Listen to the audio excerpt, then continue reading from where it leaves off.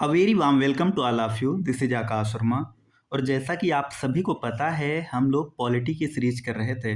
पहला चैप्टर है historical background और इसका फर्स्ट पार्ट हम लोगों ने कंप्लीट कर लिया है।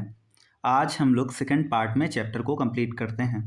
तो इससे पहले हम लोगों ने देखा कि कैसे अंडर कंपनी एक्ट क्या क्या मेजर सिग्निफिकेंट इवेंट्स होती हैं, कैसे कैसे एक्ट्स इवॉल्व होते हैं।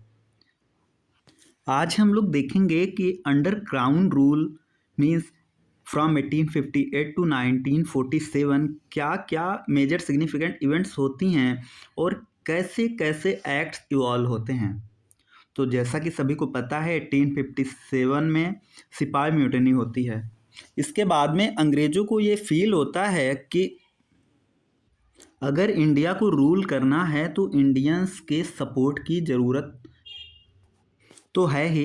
तो इस तरह से हम देखते हैं कि जब इंडियन काउंसिल एक्ट 1861 आता है तो उसमें इंडियंस को गवर्नेंस में इंक्लूड किया जाता है। तो चलिए शुरू करते हैं। आज जो हम लोग पहला एक्ट पढ़ेंगे वो है गवर्नमेंट ऑफ इंडिया एक्ट 1858। इस एक्ट को act for the good government of India भी कहा जाता है। इस एक्ट में मेजरली क्या होता है कि जो ईस्ट इंडिया कंपनी थी ना, उसको अबॉलिश कर दिया जाता है और जो पावर को ट्रांसफ़र कर दिया जाता है from company to British crown. तो इस एक्ट के क्या क्या फीचर्स हैं, आइए हम लोग इलेबोरेटली देखते हैं। इस एक्ट में ये कहा गया बेसिकली कि जो गवर्नर जनरल ऑफ इंडिया हुआ करता था ना, उसको वाइस राय ऑफ इंडिया बना दिया गया। और ये जो वाइस राय होगा, ये ब्रिटिश क्राउन का डायरेक्ट रिप्रेजेंटेटिव होगा। वाइस राय ब्रिटिश क्राउन का डायरेक्ट रिप्रेजेंटेटिव होगा। और ऐसे जो पहले वाइस राय बनते हैं वे कौन बनते हैं? Lord Canning. तो इससे पहले हम लोगों ने देखा था कि गवर्नर ऑफ बंगाल बनता है, तो पहले गवर्नर ऑफ बंगाल कौन बनते हैं? तो वो गवर्नर जनरल ऑफ बंगाल जो बनते हैं वो बनते हैं वारेन हेस्टिंग साहब। पहले गवर्नर जनरल ऑफ इंडिया कौन बनता है? तो पहले जो गवर्नर जनरल ऑफ इंडिया बनते हैं वो बनते हैं लॉर्ड विलियम बेंटिक। और अभी के लिए ये याद कर लीजिए कि जो पहले वायसराय बनते हैं कौन बनते हैं? तो लॉर्ड कैनिंग। और ये कहा गया कि इंडिया अब से हर मैजेस्टी के नाम पे गवर्न होगा। जो सिस्टम ऑफ डबल गवर्नमेंट 1784 में इंट्रोड्यूस हुआ था कि मीन्स कोर्ट ऑफ डायरेक्टर और बोर्ड ऑफ कंट्रोल आए थे एग्जिस्टेंस में। तो ये जो डबल गवर्नमेंट के सिस्टम है इसको एंड कर दिया गया था। एक नया ऑफिस क्रिएट किया गया, कौन सा? सेक्रेटरी ऑफ स्टेट का। और सेक्रेटरी ऑफ स्टेट को कंप्लीट अथॉरिटी और कंट्रोल दे दिया गया ओवर इंडियन एडमिनिस्ट्रेशन। वो जो सेक्रेटरी ऑफ स्टेट होता था ना, वो ब्रिटिश कैबिनेट का मेंबर होता था और वो ब्रिटिश पार्लियामेंट के प्रति रिस्पॉन्सिबल था। ब्रिटिश पार्लियामेंट के प्रति रिस्पॉन्सिबल था। और इसको असिस्ट करने के लिए एक 15 मेंबर काउंसिल बनाई जाती है जिसको सेक्रेटरी ऑफ स्टेट चेयर करता है। और ये जो काउंसिल थी ना, ये एक एडवाइजरी बॉडी थी। और इस एक्ट में एक प्रोविजन ये था कि जो secretary of state in council है ना, वो as a body corporate constitute की गई थी। मीन्स इसको इंग्लैंड में कटघरे में खड़ा करा किया जा सकता था और ये भी स्यू कर सकती थी। तो अभी तक हम लोगों ने 5 पॉइंट देखे। तो पहला क्या था कि जो अभी तक गवर्नर जनरल ऑफ इंडिया था उसको वायसराय ऑफ इंडिया बना दिया गया और पहले जो वायसराय बनते हैं वो लॉर्ड कैनिंग साहब बनते हैं। और ये जो वायसराय होंगे ना, ये इंडिया को रूल करेंगे हर मैजेस्टी के नाम पे। और ये जो होंगे ब्रिटिश क्राउन के रिप्रेजेंटेटिव होंगे। दूसरा पॉइंट क्या देखा? एक नया ऑफिस क्रिएट किया गया, सेक्रेटरी ऑफ स्टेट, जो ब्रिटिश कैबिनेट का मेंबर होगा और ब्रिटिश पार्लियामेंट के प्रति जवाबदेह होगा। और तीसरा पॉइंट था कि सेक्रेटरी ऑफ स्टेट को असिस्ट करने के लिए एक 15 मेंबर काउंसिल बनाई जाएगी। एक 15 मेंबर काउंसिल बनाई जाएगी जो कि एक एडवाइजरी बॉडी होगी और इसके चेयरमैन सेक्रेटरी ऑफ स्टेट होंगे। चौथा पॉइंट था कि जो secretary of state in council है ना, इसको ये as a body corporate constitute की जाएगी। मीन्स इसको इंग्लैंड में कटघरे में खड़ा किया जा सकता है और ये भी चाहे तो स्यू कर सकती है, ये भी स्यू कर सकती थी, मुकदमा कर सकती थी।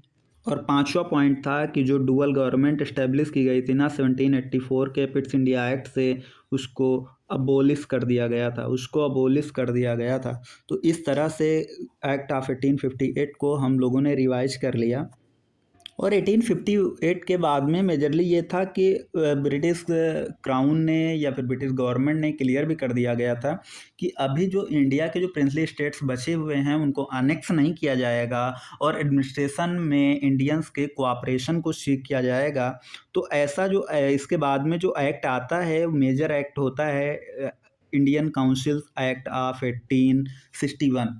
जैसा नाम से ही स्पष्ट है, Indian council act means council में अब इंडियंस को इंक्लूड किया जाएगा। तो पहली बार होता है कि लॉ मेकिंग प्रोसेस में इंडियन को इंक्लूड किया जाता है। तो वायसराय क्या करते हैं, कुछ इंडियंस को नॉमिनेट करते हैं as a non official members. तो 1862 में वायसराय थे लॉर्ड कैनिंग साहब और उन्होंने 3 इंडियंस को लेजिस्लेटिव काउंसिल में नॉमिनेट किया। पहले थे राजा ऑफ बनारस, दूसरे थे महाराजा ऑफ पटियाला और तीसरे थे सर दिनकर राव। और इससे पहले भी हम लोगों ने जिक्र करा है कि जो प्रोसेस ऑफ डिसेंट्रलाइजेशन है ना, वो 1861 से शुरू होती है। मीन जो 1773 में सेंट्रलाइजेशन की नींव पड़ती है वो 1833 पहुँचते पहुँचते में क्लाइमैक्स पे होती है। लेकिन इसके बाद में फिर से क्या होता है, 1861 में फिर से डिसेंट्रलाइजेशन शुरू होता है। मीन्स जो बॉम्बे और मद्रास प्रेसिडेंसीज की लेजिस्लेटिव पावर्स हैं उनको रिस्टोर कर दिया जाता है। और ये जो है अपने कल्मिनेशन पे पहुँचेगा 1937 में, जब प्रोविंसेस में ऑटोनॉमी इस्टेब्लिश हो जाएगी। थर्ड पॉइंट था कि इस एक्ट से ही नए लेजिस्लेटिव काउंसिल बनते हैं। कहाँ कहाँ के लिए बनते हैं, तो 1862 में बंगाल में नई लेजिस्लेटिव काउंसिल बनती है। ऐसे ही 1886 में नॉर्थ वेस्ट प्रोविंसेस में ए लेजिस्लेटिव काउंसिल बनती है। 1897 में पंजाब में, 1897 में पंजाब में, 1862 में बंगाल में, 1886 में नॉर्थ वेस्ट प्रोविंसेस में और 1896 में पंजाब में न्यू लेजिस्लेटिव काउंसिल्स इस्टेब्लिश की जाती हैं। तो वनडे में एक क्वेश्चन बहुत पूछा जाता है कि पोर्टफोलियो सिस्टम लॉर्ड कैनिंग ने इंट्रोड्यूस किया था, लेकिन कब किया था, तो आप ये लोग याद रख लेंगे कि 1859 में 1859 में लॉर्ड कैनिंग ने पोर्टफोलियो सिस्टम को इंट्रोड्यूस किया गया था। तो इस पोर्टफोलियो सिस्टम को इस एक्ट ने रिकॉग्निशन दिया।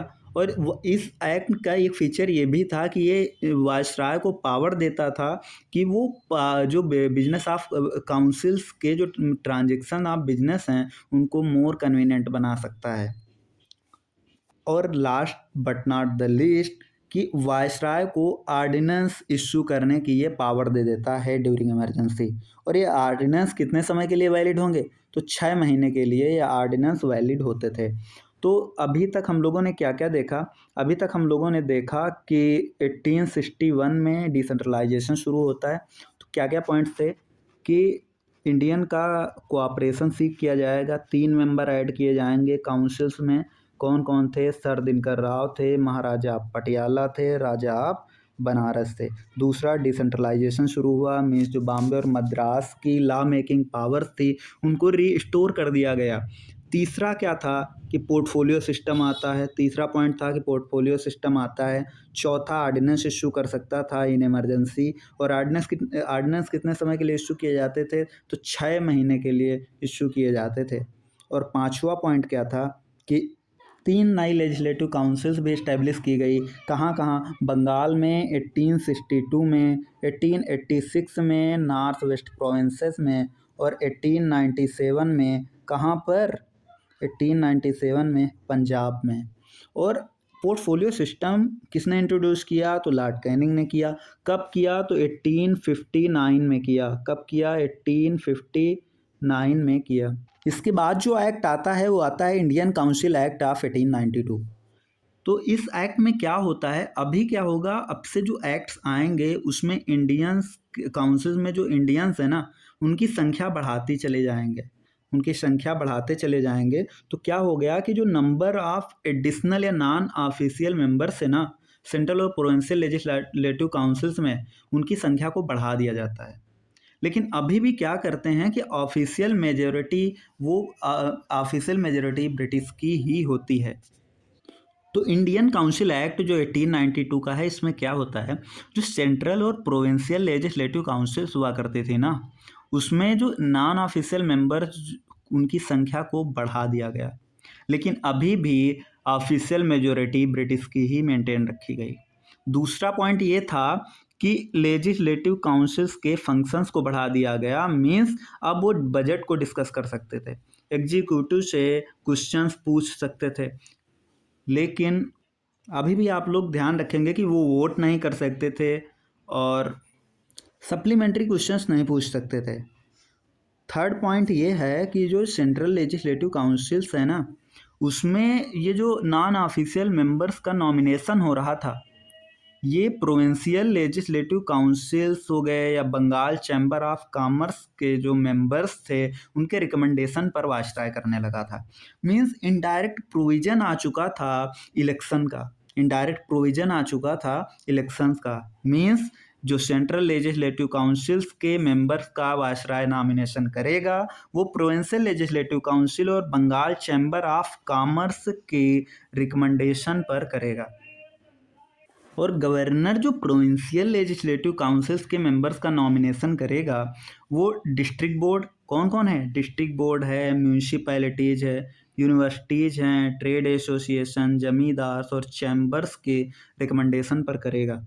तो ब्रीफली देख ले रहे हैं कौन कौन आ रहा है इसमें। तो डिस्ट्रिक्ट बोर्ड है, म्यूनिसिपैलिटीज़ है, जमींदार हैं, चैम्बर्स हैं और यूनिवर्सिटीज़ हैं और ट्रेड एसोसिएशन, इन सब के रिकमेंडेशन पर करेगा। वायसराय किसके किसके, बंगाल चैम्बर ऑफ कॉमर्स और प्रोविंशियल लेजिस्लेटिव काउंसिल्स के रिकमेंडेशन पर सेंट्रल लेजिस्लेटिव काउंसिल्स के मेंबर्स का नॉमिनेशन करेगा।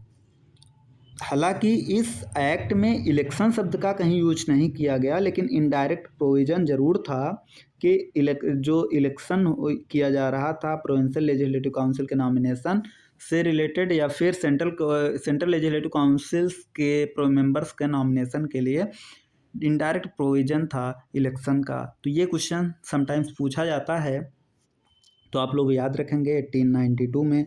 नेक्स्ट एक्ट जो आता है वो इंडियन काउंसिल्स एक्ट ऑफ 1909 का आता है। इसको मार्ले मिंटो रिफॉर्म भी कहा जाता है। उसमें मार्ले जो थे, लॉर्ड मार्ले, वो सेक्रेटरी ऑफ स्टेट हुआ करते थे, और जबकि जो लॉर्ड मिंटो थे वो वायसराय इंडिया के थे। इस एक्ट्स के ये फीचर्स थे। इसके बारे में जो सबसे फेमस है, आप लोगों को पता ही होगा कि इसमें सेपरेट इलेक्टोरेट आया था मुस्लिम्स।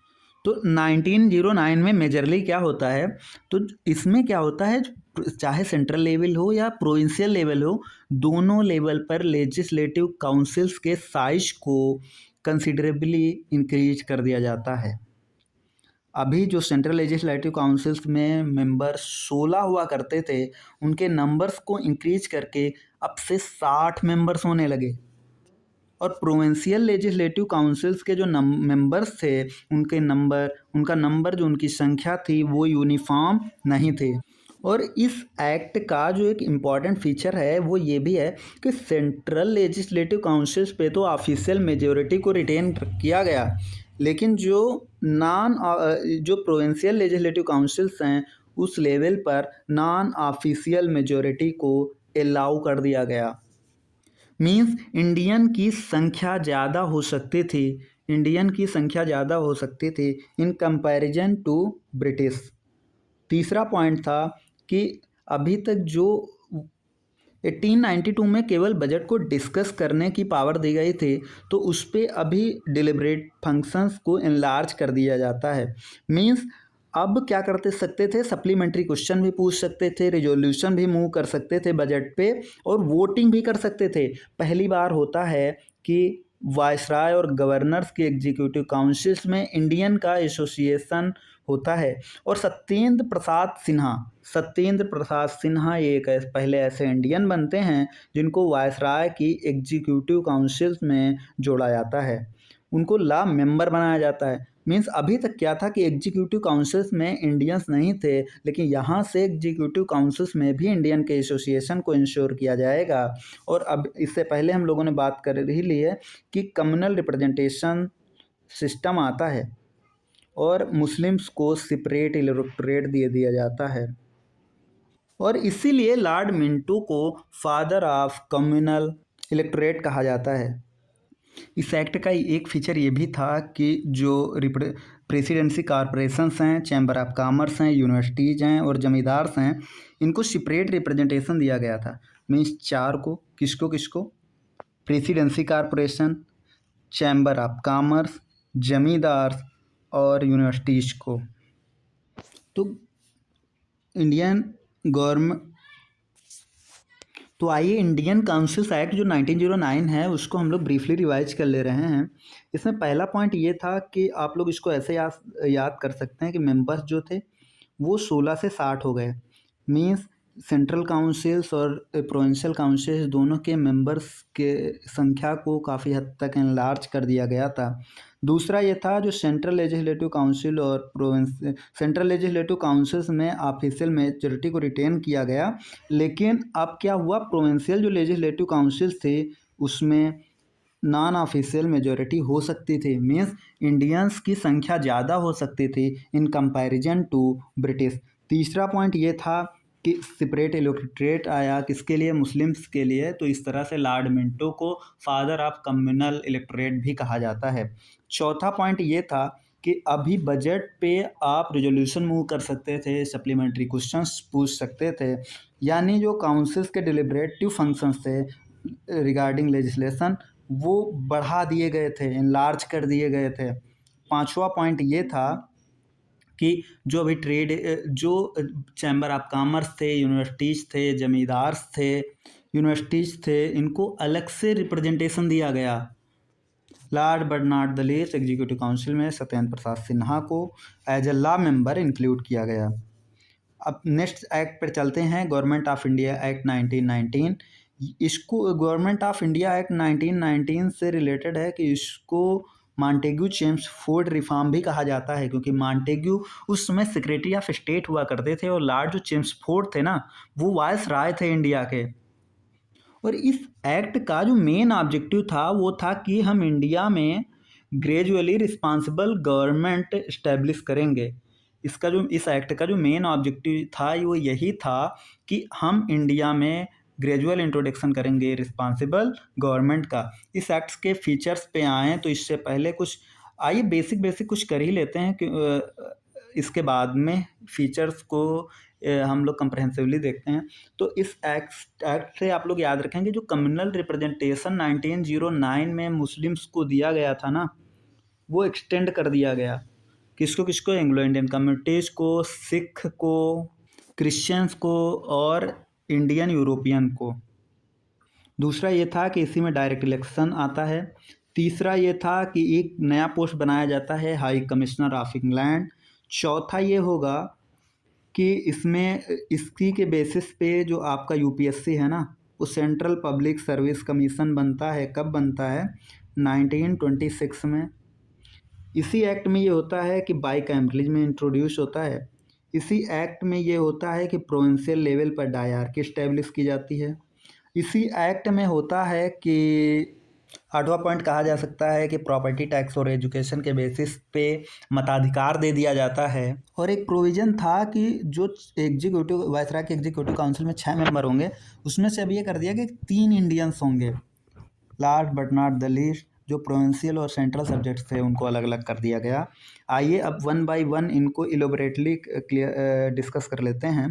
तो पहला ये होता है कि जो सेंट्रल कंट्रोल था ना और प्रोविंसेस उसको रिलैक्स कर दिया गया। मीन्स सेंट्रल और प्रोविंशियल सब्जेक्ट्स को अलग अलग कर दिया गया। हालांकि जो स्ट्रक्चर था गवर्नमेंट का वो सेंट्रलाइज और यूनिटरी ही रहा, लेकिन सेंट्रल जो काउंसिल जो थी वो सेंट्रल लिस्ट के सब्जेक्ट्स पे कानून बना सकती थी और जो प्रोविंशियल लेजिस्लेचर थी वो प्रोविंशियल लिस्ट के सब्जेक्ट्स पे कानून बना सकती थी। और इसमें जो सेकंड पॉइंट आता है वो प्रोविंसेस में डायरकी स्टैब्लिश की गई, यानी प्रोविंशियल सब्जेक्ट को 2 पार्ट्स में बांट दिया गया, ट्रांसफर्ड सब्जेक्ट और रिजर्व सब्जेक्ट। ट्रांसफर्ड सब्जेक्ट में क्या होता था कि गवर्नर जो है मिनिस्टर्स की मदद से कानून बनाते थे और वो लेजिस्लेटिव काउंसिल के प्रति रिस्पॉन्सिबल भी होते थे, लेकिन रिजर्व सब्जेक्ट में क्या था कि गवर्नर जो है अपनी एग्जीक्यूटिव काउंसिल की सहायता से उसको एडमिनिस्टर करते थे और वो रिस्पॉन्सिबल इसके लिए नहीं थे। इसी डुअल सिस्टम को डायरकी कहा गया। थर्ड फीचर था कि इसी एक्ट में क्या होता है, बाइकैमरलिज्म और डायरेक्ट इलेक्शन को वो इंट्रोड्यूस किया जाता है। मीन्स अपर हाउस और lower house came into existence और मेजोरिटी ऑफ जो मेंबर्स थे इसके वो डायरेक्ट इलेक्शन से ही चूज किए जाते थे। चौथा पॉइंट ये था कि जो 6 वायसराय के एग्जीक्यूटिव काउंसिल्स में 6 मेंबर हुआ करते थे ना, उसमें से 3 इंडियन होंगे, 3 आउट ऑफ 6 जो है इंडियन मेंबर्स होंगे। फिफ्थ पॉइंट था कि मतलब अभी तक जो कम्युनल रिप्रेजेंटेशन मुस्लिम्स को दिया गया था ना, सेपरेट इलेक्टोरेट जो है मुस्लिम्स को दिया गया था, उसको एक्सटेंड कर दिया गया और ये Sikh, Indian Christians, Anglo Indian और यूरोपियन के लिए एक्सटेंड कर दिया गया। प्रॉपर्टी टैक्स और एजुकेशन के बेसिस पे मताधिकार दे दिया गया। एक नई पोस्ट क्रिएट की गई, high commissioner for India, high commissioner for India in London, और उसको जो सेक्रेटरी ऑफ स्टेट के कुछ फंक्शंस थे वो उसको ट्रांसफ़र कर दिए गए। इसी एक्ट से ये होता है कि एक नई बॉडी इस्टेब्लिश की जाती है, public service commission, means central public service commission, जो सेटअप होती है 1926 में और ये सिविल सर्वेंट्स को रिक्रूट करती है। पहली बार होता है कि सेंट्रल बजट को प्रोविंशियल बजट से सेपरेट कर दिया गया, सेंट्रल बजट को प्रोविंशियल बजट्स पे सेपरेट कर दिया गया और सेंट्रल लेजिस्लेचर और प्रोविंशियल लेजिस्लेचर को रेस्पेक्टिव बजट्स इनैक्ट करने के लिए ऑथराइज कर दिया गया। मीन्स सेंट्रल जो लेजिस्लेचर हो गई सेंट्रल बजट को इनैक्ट करेगी, जबकि जो प्रोविंशियल लेजिस्लेचर है वो प्रोविंशियल बजट को इनैक्ट करेगी।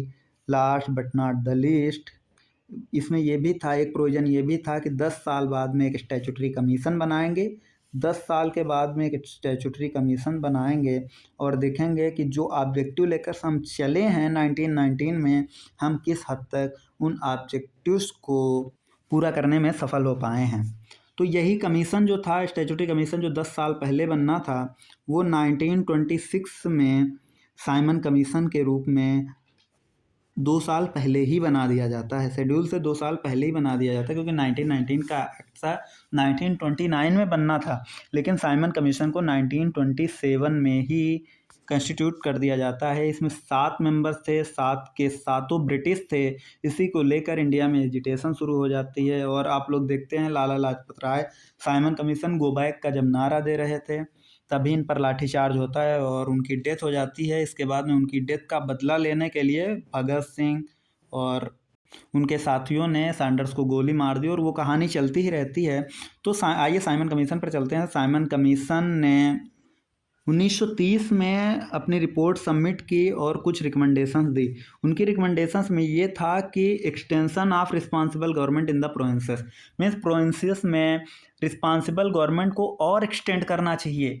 मीन्स यहाँ पर डायरकी को आप अबोलिश कर दो, डायरकी को अबोलिश कर दो और हो सके तो प्रोविंशियल ऑटोनॉमी लेके आओ। कम्युनल इलेक्टोरेट को कंटिन्यू करने की बात भी साइमन कमीशन ने कहा था।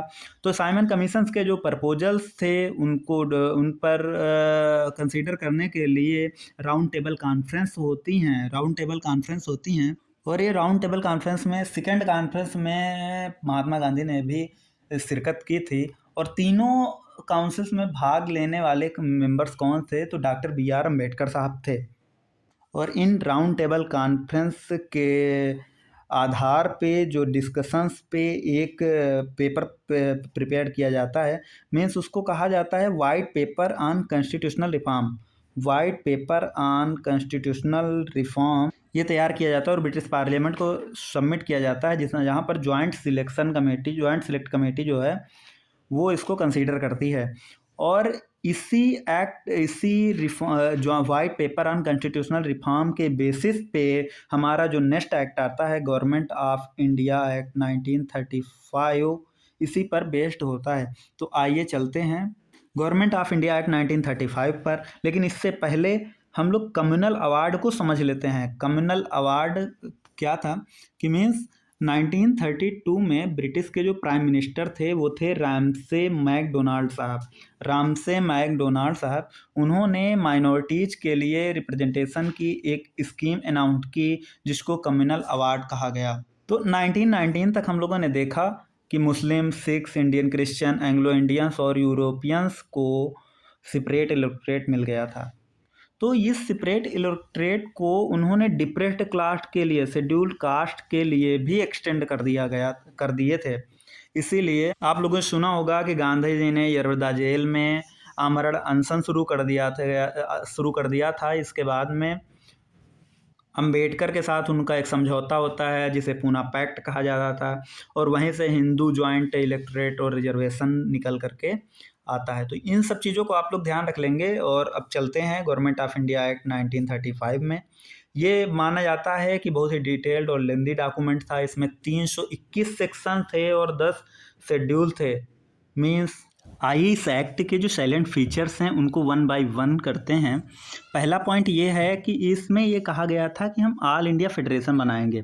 ऑल इंडिया फेडरेशन में प्रोविंसेस को, ब्रिटिश प्रोविंसेस और प्रिंसली स्टेट्स को मिलाकर फेडरेशन बनाएंगे, और सेंटर और इसकी यूनिट के बीच में बांट दिया गया। 3 लिस्ट आती हैं। फेडरल लिस्ट जिसमें 59 आइटम्स थे, प्रोविंशियल लिस्ट जिसमें 54 आइटम्स थे, और कंकरेंट लिस्ट जिसमें कि 36 आइटम्स थे। और जो रेसिड्यूरी पावर थी ना वो वायसराय को दे दी गई। हालांकि फेडरेशन कभी एग्जिस्टेंस में आया ही नहीं क्योंकि प्रिंसली स्टेट्स ने इसको कभी ज्वाइन ही नहीं करा। तो ब्रीफली इसमें क्या था, ब्रीफली अगेन ब्रिटिश प्रोविंसेस और प्रिंसली स्टेट्स को मिला के एक ऑल इंडिया फेडरेशन बनाया जाना था। पावर्स को सेंटर और उसकी यूनिट के बीच में डिवाइड करना था। 3 लिस्ट बनाई गई, फेडरल लिस्ट, प्रोविंशियल लिस्ट और कंकरेंट लिस्ट। फेडरल लिस्ट में 59 आइटम्स थे, प्रोविंशियल लिस्ट में 54 आइटम्स थे, और कंकरेंट लिस्ट में 36 आइटम्स थे। फेडरेशन कभी एग्जिस्टेंस में नहीं आया क्योंकि प्रिंसली स्टेट्स ने इसको ज्वाइन ही नहीं करा। सेकेंड पॉइंट था कि इसने प्रोविंसेस में डायरकी को एबोलिट कर दिया गया और प्रोविंशियल ऑटोनॉमी इंट्रोड्यूस हुई। मीन्स प्रोविंसेस को अभी ऑटोनॉमस यूनिट के तौर पर कंसीडर किया गया। एडमिनिस्ट्रेशन मीन्स प्रोविंसेस में रिस्पांसिबल गवर्नमेंट इस्टेब्लिश की गई। गवर्नर को काउंसिल ऑफ मिनिस्टर्स की एडवाइस पे काम करना था। ये 1937 में इफेक्ट्स में आता है, लेकिन 1939 में आप लोग देखते हैं कि फर्स्ट वर्ल्ड वार के शुरुआत में जो प्रोविंशियल मिनिस्ट्री थी वो रिजाइन कर देती है। आइए थर्ड पॉइंट पे चलते हैं। थर्ड पॉइंट था कि सेंटर में डायरकी को एडॉप्ट कर लिया गया। सेंटर में डायरकी एडॉप्ट कर ली गई। कंसिक्वेंटली क्या हुआ, फेडरल सब्जेक्ट्स जो थे उनको 2 भागों में बांट दिया गया, रिजर्व सब्जेक्ट और transferred subject. Again reserve subject जो थे उस पर गवर्नर जनरल कानून, वायसराय कानून बना रहा था without taking aid from the council of ministers. Means अपनी काउंसिल की मदद से बना रहा था और इसके लिए वो रिस्पांसिबल नहीं था। जबकि ट्रांसफर्ड सब्जेक्ट पे जो कानून बनाने थे वो with the aid of council of minister बनाया जाना था और इसके लिए वायसराय रिस्पांसिबल था। 11 प्रोविंसेस में से 6 में से क्या हुआ, बाईकैमरलिज्म इस्टेब्लिश कर दिया गया। और ये 6 प्रोविंसेस कौन थे, तो इनमें था बंगाल, बॉम्बे, मद्रास। 3 तो आप ये याद कर लेंगे। यूपी था, बिहार था और असम था। यूपी, बिहार और असम। बंगाल, बॉम्बे, मद्रास, यूपी, बिहार और असम। नेक्स्ट पॉइंट था कि कम्युनल रिप्रेजेंटेशन को और एक्सटेंड कर दिया गया। अभी के लिए डिप्रेस्ड क्लास, वुमेन और लेबर को भी ये सेपरेट इलेक्टोरेट दे दिया गया था। डिप्रेस्ड क्लास, वुमेन और लेबर को भी सेपरेट इलेक्टोरेट दे दिया गया था। काउंसिल ऑफ इंडिया जो कि 1858 के एक्ट पे बनी थी, 15 मेंबर बॉडी जो सेक्रेटरी ऑफ स्टेट को असिस्ट कर रही थी उसको अबॉलिश कर दिया गया। उसकी जगह पे टीम ऑफ एडवाइजर्स आ गए और जो मताधिकार था ना वो लगभग 10% पॉपुलेशन को वोटिंग राइट्स दे दिए गए। रिजर्व बैंक ऑफ इंडिया का इस्टेब्लिशमेंट होता है।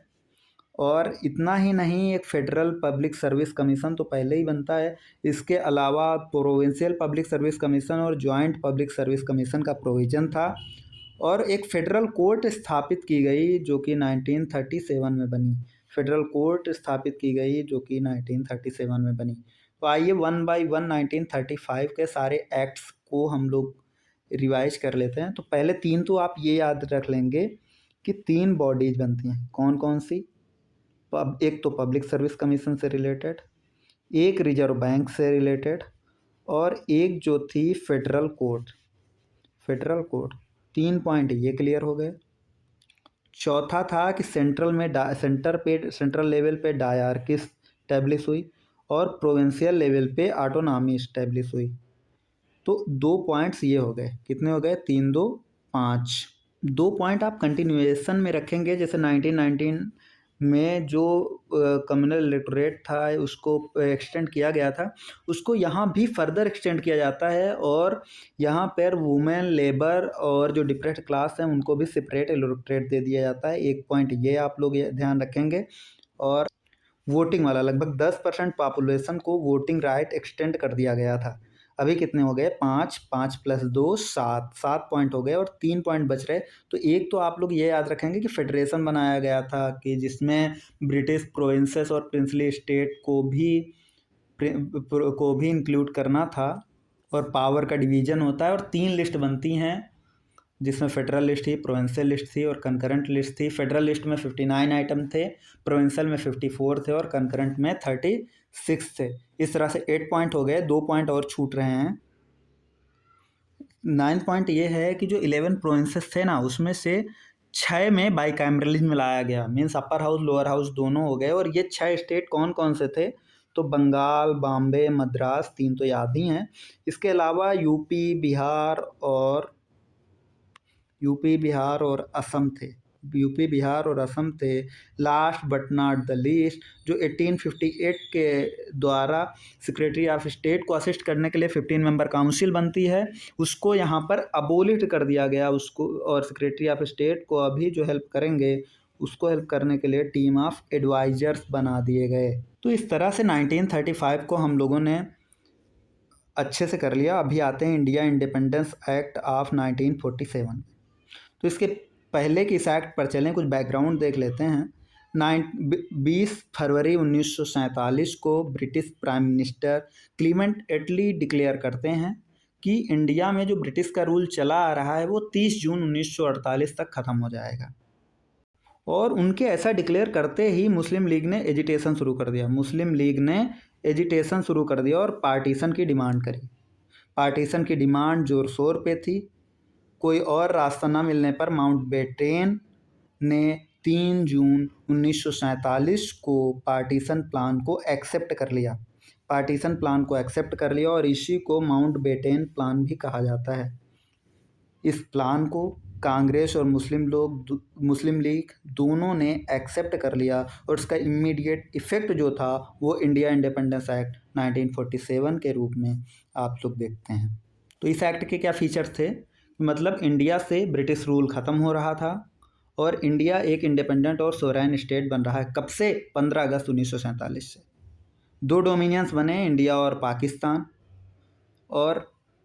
और इनके पास राइट था कि ब्रिटिश कॉमनवेल्थ से खुद को अलग कर सकते थे। अभी तक जो पोस्ट थी ऑफिस ऑफ वायसराय की, उसको ख़त्म कर दिया गया। उसकी जगह पर दोनों डोमिनियन के लिए गवर्नर जनरल अपॉइंट करेगा। कौन करेगा? तो ब्रिटिश किंग करेगा।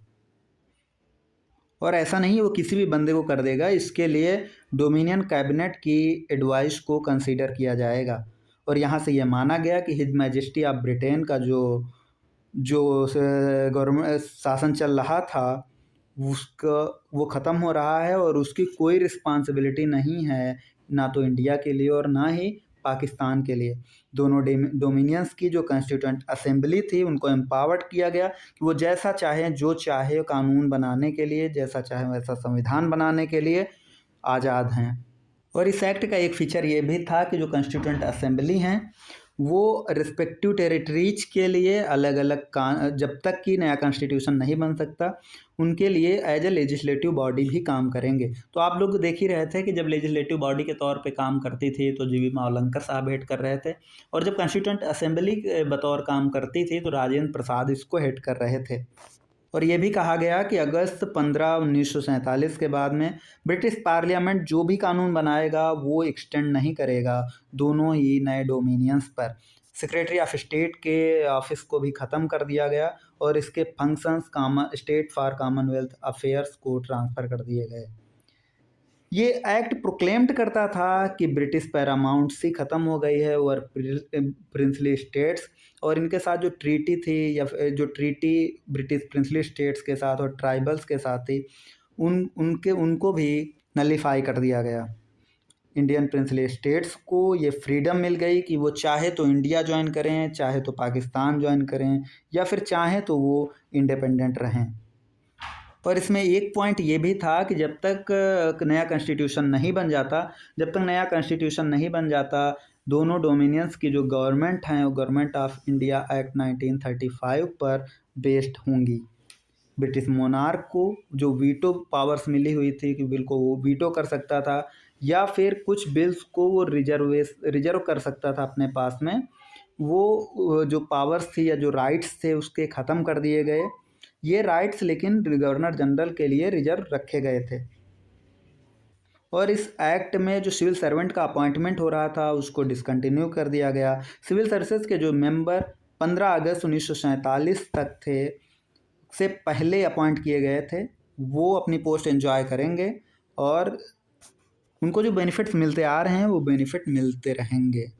और जैसा कि आप सभी को पता है 15 अगस्त 1947 को वो दिन आता है जब हमारा देश आज़ाद हो जाता है। जवाहरलाल नेहरू का वो फेमस भाषण आता है, भाषण जवाहरलाल नेहरू जी देते हैं, at the stroke of midnight hours Lord Mountbatten साहब इंडिया के पहले गवर्नर जनरल बनाए जाते हैं। जवाहरलाल नेहरू प्राइम मिनिस्टर की शपथ लेते हैं। कॉन्स्टिट्यूएंट असेंबली जो थी वो इंडिया की पार्लियामेंट बन जाती है 1946 से। तो इस तरह से हम लोगों ने इंडिया इंडिपेंडेंस एक्ट 1947 को देखा। आइए इसको ब्रीफली रिवाइज कर लेते हैं। 13 पॉइंट्स हैं, 1 बाय 1 करेंगे। पहला पॉइंट क्या था? इंडिया आज़ाद हुआ। दूसरा पॉइंट क्या था? 2 डोमिनियन बने। तीसरा पॉइंट क्या था कि प्रिंसली स्टेट्स भी आज़ाद हो गए, वो चाहे तो इंडिया ज्वाइन करें, चाहे तो ब्रिटिश ज्वाइन करें और चाहे तो वो इंडिपेंडेंट रहें। वायसराय की पोस्ट को ख़त्म कर दिया गया।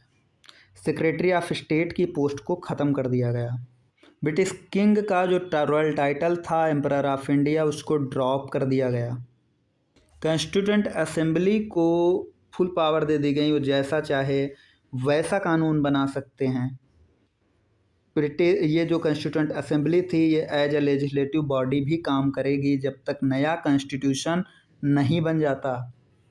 9 पॉइंट था कि जो सिविल सर्वेंट 15 अगस्त 1947 से पहले रिक्रूट किए जा रहे हैं वो सेम बेनिफिट एंजॉय करेंगे, लेकिन 15 अगस्त 1947 के बाद से नया रिक्रूटमेंट नहीं होगा। वो कॉन्स्टिट्यूएंट असेंबली की मर्जी होगी, चाहे तो करवाएं चाहे तो ना करवाएं।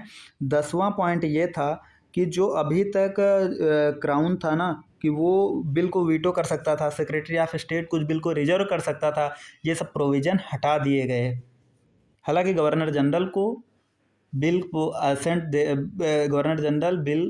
असेंट देता था और वो चाहे तो रिजर्व कर सकता था। 11वां पॉइंट ये था कि एडमिनिस्ट्रेशन जो है गवर्नमेंट ऑफ इंडिया 1935 पे बेस्ड होगा। 12वां पॉइंट था कि जो गवर्नर थे प्रोविंसेस के गवर्नर जनरल था उसको नॉमिनल हेड बना दिया गया और काउंसिल ऑफ मिनिस्टर की एड से वो काम करेगा। Last but not the least ये था कि जो lapse of British paramountcy means जो प्रिंसली स्टेट्स थे या ट्राइबल एरिया थे उस पर जो ब्रिटिश का प्रभुत्व था वो ख़त्म कर दिया गया और जो ट्रीटीज हो रखी थी उनको नलीफाई कर दिया गया। तो इस तरह से हम लोगों ने सारे एक्ट्स को 1 बाय 1 कंप्लीट कर चुके हैं। अब आइए देखते हैं 1946 में जो इंटरिम गवर्नमेंट बनती है उनमें किसको क्या क्या पोर्टफोलियो मिला हुआ था। तो सबसे पहला नाम जो आता है, दो तो सबको पता ही होते हैं कि उस समय जवाहरलाल नेहरू जो थे वो काउंसिल के वाइस प्रेसिडेंट थे। जो इंटरिम गवर्नमेंट थी ना उसमें वाइस प्रेसिडेंट ऑफ काउंसिल कौन थे? जवाहरलाल नेहरू। और एक्सटर्नल अफेयर और कॉमनवेल्थ रिलेशन भी कौन देख रहा था? जवाहरलाल नेहरू। गृह मंत्री कौन थे? सरदार वल्लभ भाई पटेल। और इंफॉर्मेशन और ब्रॉडकास्टिंग कौन देख रहा था?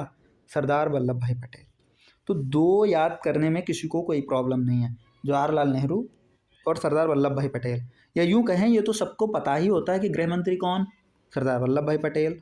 प्रधानमंत्री कौन, या वाइस प्रेसिडेंट ऑफ काउंसिल, क्योंकि प्रधानमंत्री तो बाद में पोस्ट आएगी जब गवर्नमेंट बन जाएगी। तो वाइस प्रेसिडेंट ऑफ काउंसिल कौन, जवाहरलाल नेहरू। एक्सटर्नल अफेयर और कॉमनवेल्थ रिलेशन को कौन देखता था, जवाहरलाल नेहरू। दो नाम बहुत ईजी हैं क्योंकि सरदार बलदेव सिंह और जगजीवन राम। जगजीवन राम लेबर मिनिस्टर थे, लेबर मिनिस्टर थे, और सरदार वल्लभ बलदेव सिंह जो थे वो थे डिफेंस, वो डिफेंस देख रहे थे। फूड और एग्रीकल्चर कौन देख रहा था, डॉक्टर राजेंद्र प्रसाद। डॉक्टर राजेंद्र प्रसाद फूड और एग्रीकल्चर देख रहे थे। तो अभी तक हम लोगों ने कितने लोगों का कर लिया। जवाहरलाल नेहरू के पास जो पोर्टफोलियो थे वो कौन कौन से थे, वाइस प्रेसिडेंट तो थे ही, एक्सटर्नल अफेयर मिनिस्टर और कॉमनवेल्थ रिलेशन भी देख रहे थे। सरदार वल्लभ भाई पटेल होम और इंफॉर्मेशन और broadcasting, Baldev Singh defence, Jagjivan Ram labour. इसके आगे चलते हैं और देखते हैं कि जो फाइनेंस देख रहा था ना वो लियाकत अली खान देख रहे थे।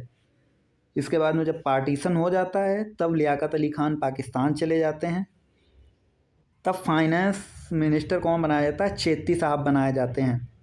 अब्दुल रब निस्तार ये पोस्ट और एयर्स देख रहे थे। पोस्ट और एयर्स कौन देख रहा था, अब्दुल रब निस्तार।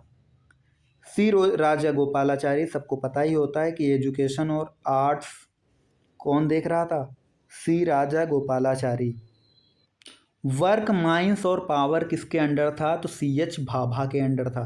वर्क माइंस और पावर किसके अंडर था, तो सी एच भाभा के अंदर था।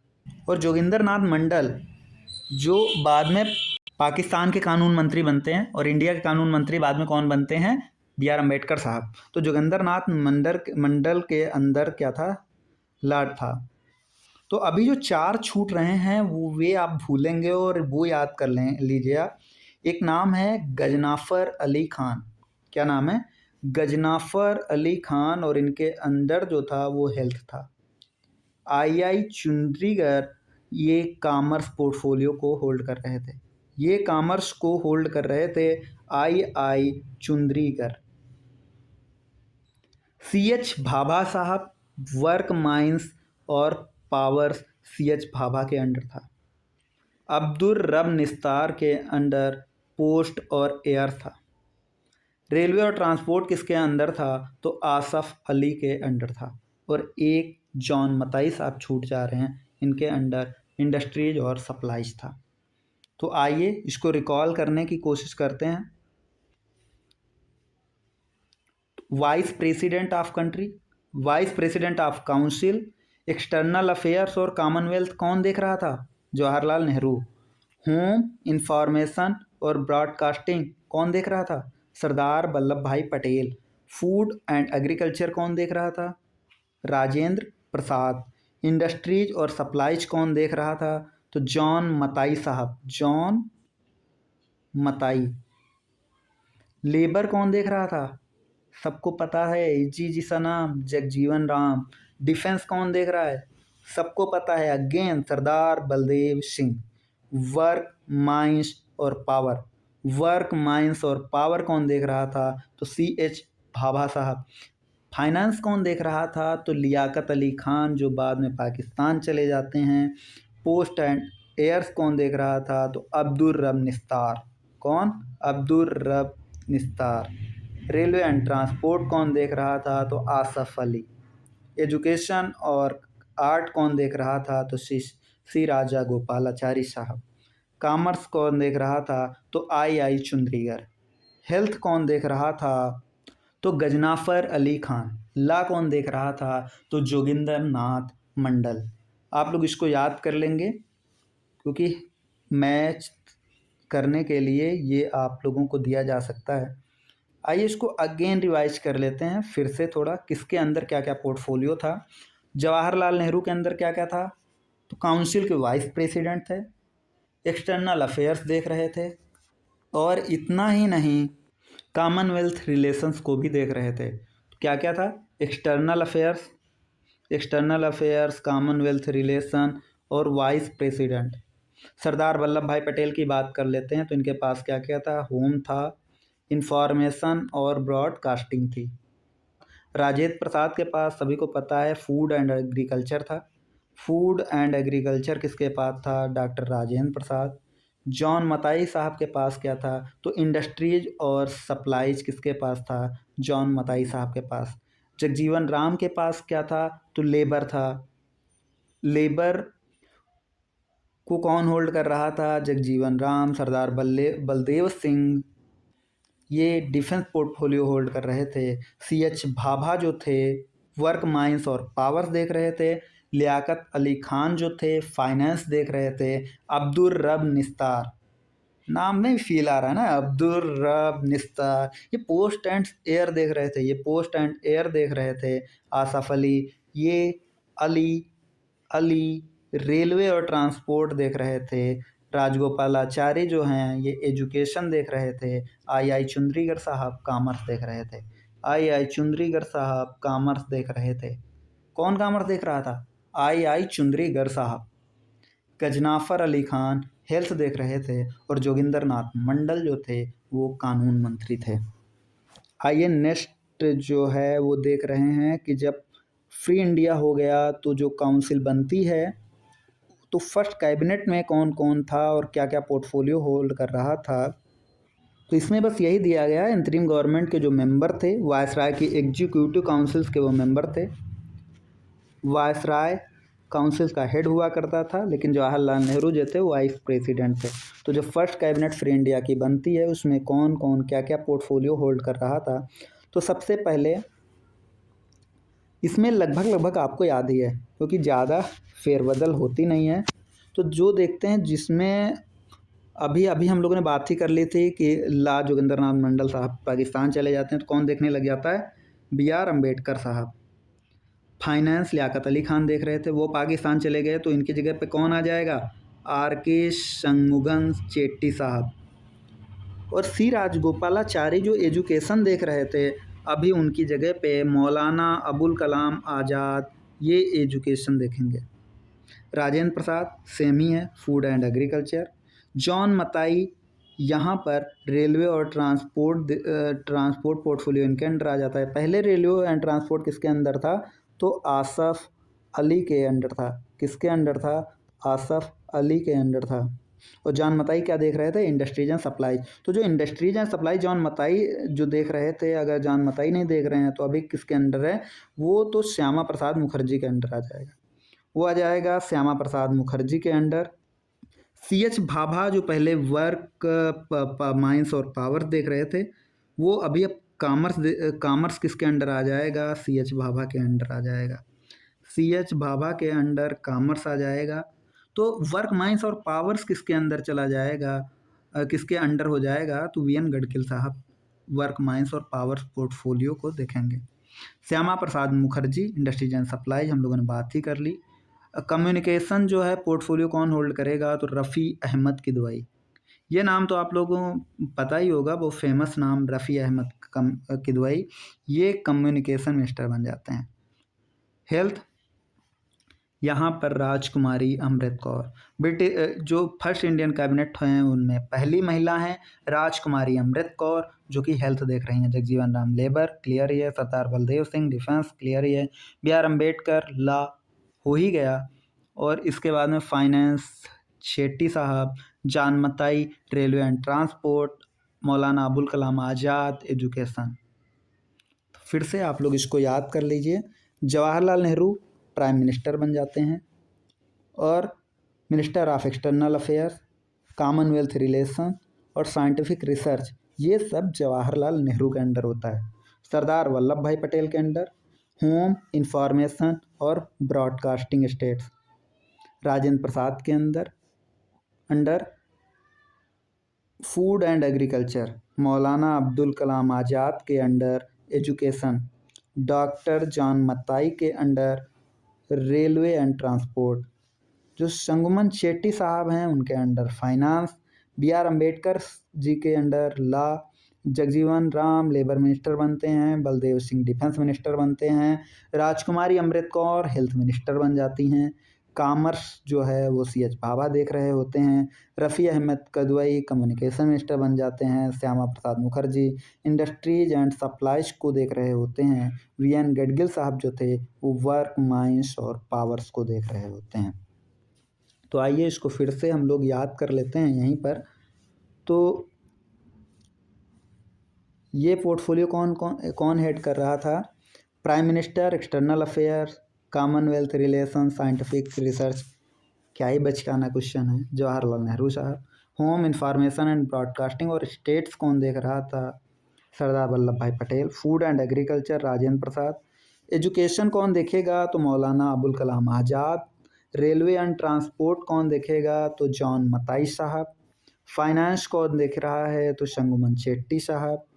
इसके बाद में लॉ कौन देख रहा है? अंबेडकर साहब। लेबर कौन देख रहा है? Jagjivan Ram. Defence Sardar Baldev Singh. Health Rajkumari Amrit Kaur. Commerce C H Bhabha. Communication Rafi Ahmed Kidwai. Industries and supplies doctor Shyama Prasad Mukherjee.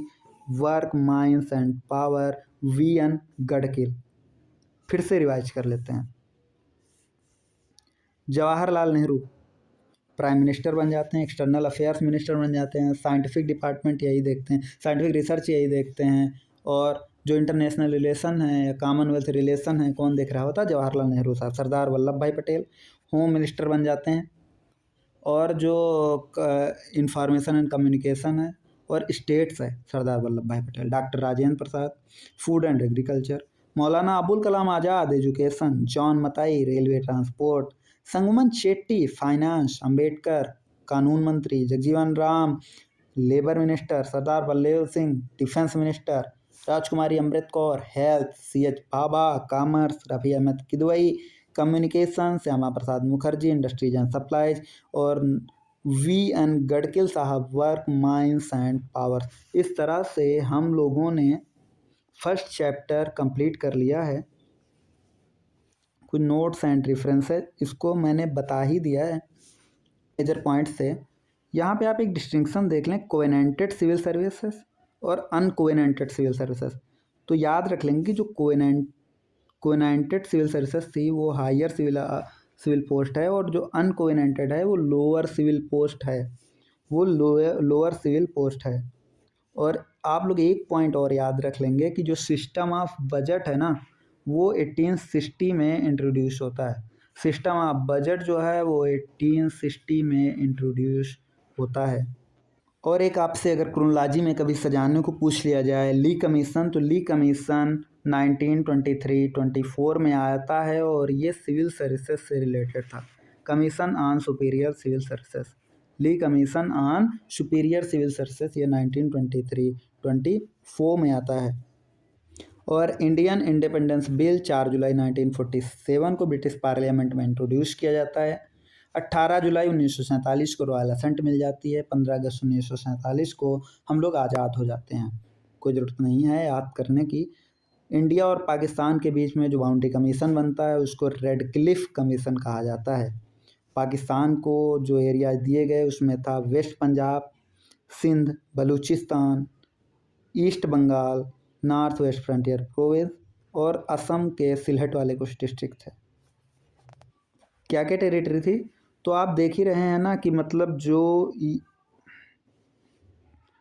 Sindh, Balochistan, waste Punjab, तीन तो थे ही। नॉर्थ वेस्ट फ्रंटियर प्रोविंस ये भी दे दिया गया। जब यहाँ से आगे बढ़ते हैं तो आप देखते हैं असम वाला, तो असम में सिलहट के कुछ डिस्ट्रिक्ट, और ईस्ट पंजाब जो बांग्लादेश वाला था ना, ईस्ट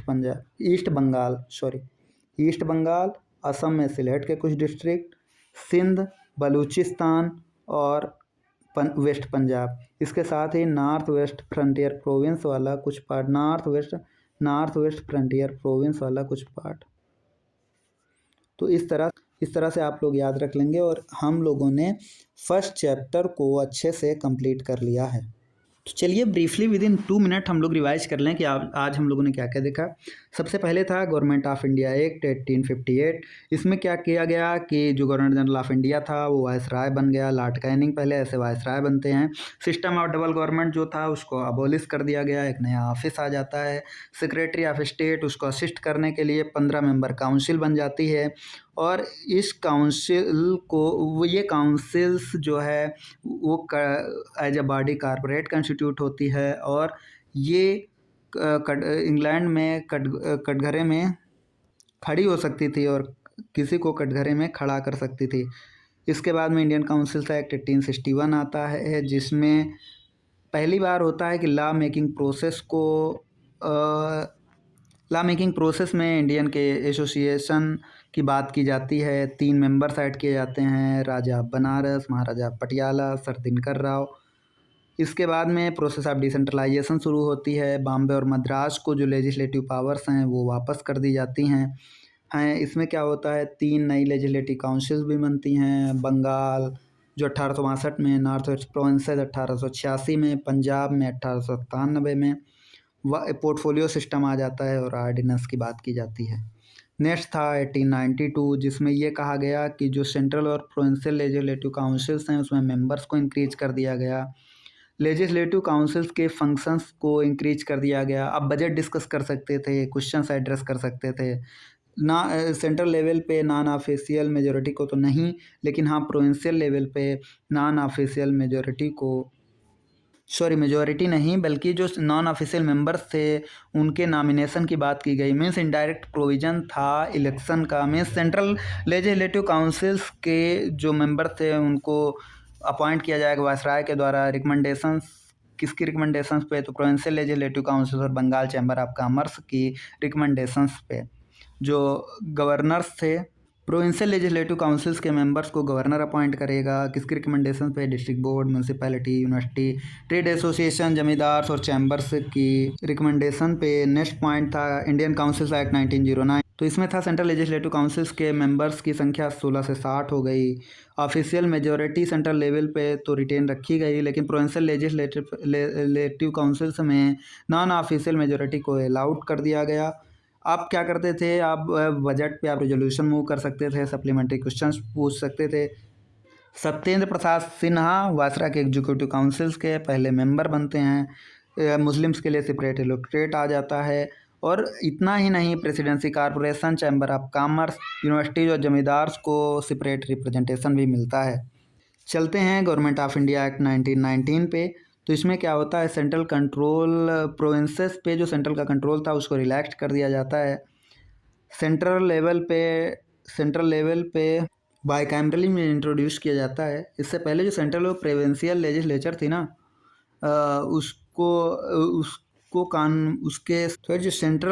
जो सेंट्रल और प्रोविंशियल लेजिस्लेचर थी वो रिस्पेक्टिव लिस्ट ऑफ सब्जेक्ट्स पे कानून बना सकती थी। प्रोविंशियल पे डायरेक्टरी इस्टेब्लिश की गई। इंडिया में बाइकैमरलिज्म और डायरेक्ट इलेक्शन इंट्रोड्यूस किया गया। वायसराय के एग्जीक्यूटिव काउंसिल में 6 मेंबर्स में से 3 इंडियंस होंगे। प्रिंसिपल ऑफ कम्युनल इलेक्टोरेट को बढ़ा दिया गया Sikh, Indian, Christian, Anglo Indian और यूरोपियन के लिए। मताधिकार को बढ़ा दिया गया। नया office of high commissioner for India London बनाया गया। जो सेक्रेटरी ऑफ स्टेट के कुछ फंक्शंस को उसको ट्रांसफ़र कर दिए गए। सेंट्रल पब्लिक सर्विस कमीशन बन जाता है। पहली बार होता है कि प्रोविंशियल बजट को सेंट्रल बजट से अलग कर दिया जाता है। और कहा गया, एक प्रोविजन था कि 10 साल बाद में एक स्टैट्यूटरी कमीशन भी बनेगा। इसके बाद में साइमन कमीशन आता है 1927 में। हम लोगों ने ये पूरी कहानी देखी।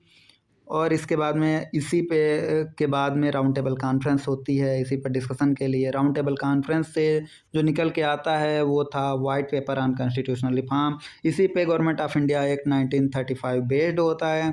बीच में कम्युनल अवार्ड की बात की गई, जिसमें रामसे मैकडोनाल्ड साहब ने डिप्रेट क्लास को भी सेपरेट इलेक्टोरेट देने की बात कर दी गई थी, जिसके लिए गांधी जी ने येरवड्डा जेल में आमरण अनशन किया। इसके बाद में अंबेडकर के साथ में पूना पैक्ट साइन होता है और हिंदू जॉइंट इलेक्टोरेट और रिजर्वेशन जैसी चीज़ें निकल के बाहर आती हैं। इसके बाद में हमने गवर्नमेंट ऑफ इंडिया 1935 को देखा, जिसमें 321 सेक्शन, 10 शेड्यूल थे। इसमें फेडरेशन लाने की बात कही गई। 3 लिस्ट में सब्जेक्ट्स को बांट दिया गया, फेडरल लिस्ट, प्रोविंशियल लिस्ट और कंकरेंट लिस्ट। फेडरल लिस्ट में 59 आइटम थे, प्रोविंशियल लिस्ट में 54 थे, कंकरेंट लिस्ट में 36 आइटम थे। इसने जो प्रोविंशियल डायरकी थी उसको हटा के प्रोविंशियल ऑटोनॉमी लाई। सेंट्रल पे डायरकी इस्टेब्लिश कर दी गई। 11 में से 6 प्रोविंसेस में बाइकैम्पलिज्म इंट्रोड्यूस हुआ। प्रिंसिपल ऑफ कम्युनल रिप्रेजेंटेशन को एक्सटेंड कर दिया गया। शेड्यूल कार्ड वुमेन और लेबर के लिए भी ये सेपरेट इलेक्टोरेट लाया गया। काउंसिल ऑफ इंडिया जो थी वो उसको अबोलिश कर दिया गया। 10% लोगों को लगभग मताधिकार दे दिया गया। रिजर्व बैंक, फेडरल कोर्ट और ये जो फेडरल पब्लिक सर्विस कमीशन है, प्रोविंशियल पब्लिक सर्विस कमीशन है, जॉइंट पब्लिक सर्विस कमीशन है, इन सबको इस्टेब्लिश किया। इंडिया इंडिपेंडेंस एक्ट आया 1947 में। तो इसमें इससे पहले देखा था कि क्लीमेंट एटली ने 30 जून 1948 को डिक्लेयर किया था कि 20 फरवरी 1947 को डिक्लेयर किया था कि 30 जून 1948 के पहले पहले हम इंडिया छोड़ देंगे। इसके बाद में 3 जून को देखा था कि 3 जून 1947 में माउंटबेटन प्लान आता है, जिसको पार्टीशन प्लान भी कहा जाता है। मुस्लिम लीग और कांग्रेस ने इसको एक्सेप्ट कर लिया था। इसी का इमीडिएट इफेक्ट जो था वो इंडिया इंडिपेंडेंस एक्ट 1947 था, जिसमें देखा गया कि इंडिया को आज़ादी मिल गई, पार्टीशन होता है, इंडिया पाकिस्तान बनते हैं, वायसराय का पद ख़त्म कर दिया जाता है, सेक्रेटरी ऑफ स्टेट का ऑफिस ख़त्म कर दिया जाता है, कॉन्स्टिट्यूएंट असेंबली को एम्पावर किया जाता है, जैसा चाहे वैसा कानून बना लें। और कॉन्स्टिट्यूएंट असेंबली को ये भी एम्पावर किया जाता है कि जब तक नया कॉन्स्टिट्यूशन नहीं बन सका है वो लेजिस्लेटिव बॉडी के तौर पे भी काम करेंगी। इसमें ये था कि जो प्रिंसली स्टेट्स और ट्राइबल एरियाज़ हैं उस पर ब्रिटिश पैरामाउंट्सी को ख़त्म कर दिया गया और जो उनके साथ ट्रीटी कर रखी थी उनको नलिफाई कर दिया गया। इंडियन प्रिंसली स्टेट्स को फ्रीडम मिल गई कि वो चाहे तो इंडिया ज्वाइन करें, चाहे तो पाकिस्तान ज्वाइन करें और चाहे तो इंडिपेंडेंट रहें। इसमें ये भी था कि जो गवर्नमेंट ऑफ इंडिया 1935 पे शासन किया जाएगा जब तक कि कॉन्स्टिट्यूशन नया नहीं बन जाता। ब्रिटिश मोनार्क को जो वीटो बिल करने की पावर मिली हुई थी या फिर कुछ बिल को रिजर्व कर सकते थे, वो पावर्स से डिप्राइव कर दिया गया। गवर्नर जनरल को हालांकि कुछ पावर्स दी गई थी बिल के रिजर्व करने से रिगार्डिंग। गवर्नर जनरल और जो प्रोविंशियल गवर्नर थे उनको नॉमिनल हेड बना दिया गया। वो काउंसिल ऑफ मिनिस्टर की एडवाइस पे काम करेंगे। ये जो एम्परर ऑफ इंडिया का टाइटल था किंग ऑफ इंग्लैंड के पास, इसको ड्रॉप कर दिया गया। और इसमें पहली बार हो रहा था कि जो सिविल सर्विसेज का जो अपॉइंटमेंट हो रहा था वो डिसकंटिन्यूड कर दिया गया। हालांकि 15 अगस्त 1947 से पहले जो अपॉइंटमेंट हुए थे वो सेम बेनिफिट एंजॉय करेंगे। इसके बाद में इंटरिम गवर्नमेंट बनती है। पार्टीशन से पहले वाली जिसमें जो थी उसमें Jawaharlal Nehru vice president of council होते हैं, एक्सटर्नल अफेयर और कॉमनवेल्थ रिलेशन देख रहे होते हैं। दूसरा था सरदार Vallabh Bhai Patel, home information broadcasting उन्हीं के पास थी। Doctor Rajendra Prasad, food and agriculture. John Mathai, industry and supply. Jagjivan Ram, labour. Baldev Singh, defence. C H Bhabha, work, mines and power. Liaquat Ali Khan, finance. Abdur Rab Nishtar, post and share. Asaf Ali, railway transport. Siraj Gopalachari, education and arts. I Chundrigar, commerce. Ghazanfar Ali Khan, health. Joginder Nath Mandal. लेकिन जब India आज़ाद हुई तो जो फ्री इंडिया की first cabinet बनती है उसमें Jawaharlal Nehru prime minister, external affair, commonwealth relation, scientific research. Sardar Vallabh Bhai Patel home information broadcasting और स्टेट्स देख रहे थे। Rajendra Prasad food and agriculture. Maulana Abdul Kalam Azad education. John Mathai railway and transport. आर्कमिस्ट संगमन शेट्टी जो थे फाइनेंस। अम्बेडकर कानून। Jagjivan Ram labours. Baldev Singh defence. Rajkumari Amrit Kaur health. C H Bhabha commerce. Rafi Ahmed Kidwai communication. Shyama Prasad Mukherjee industries and supply. और V N Gadgil साहब मार्क माइंस और पावर्स। इस तरह से हमारा फर्स्ट चैप्टर कंप्लीट होता है। मिलते हैं बाद में।